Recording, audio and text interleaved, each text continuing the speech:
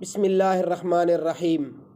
میرے محترم سامعین و ناظرین، آج میری گفتگو کا جو عنوان ہے وہ ویلنٹائن ڈے کے حوالے سے ہے کہ کیا اس رسم کا وجود شریعت حضرت محمد صلی اللہ علیہ وآلہ وسلم میں ہے یا نہیں۔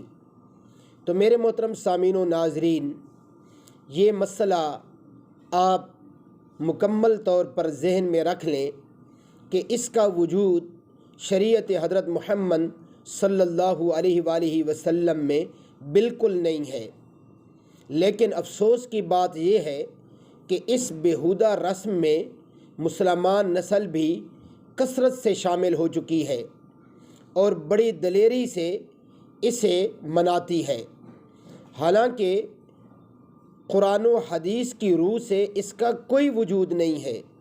یہ ایک عیسائیوں کی رسم ہے اور اس کی آڑ میں نہ جانے وہ کتنے ایسے کام مسلمان نسل سے کروا رہے ہیں جو سراسر اسلامی احکام کے خلاف ہیں۔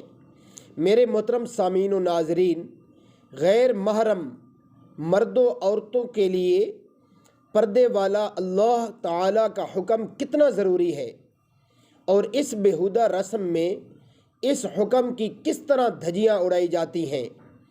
اس لیے یہ مسلمان نسل کے لیے ایک لمحہ فکریہ ہے کہ کہیں ایسا نہ ہو کہ ہم ایک کفار کی بیہودہ رسم مناتے ہوئے اپنی دنیا بھی برباد کر بیٹھیں اور آخرت بھی برباد کر بیٹھیں۔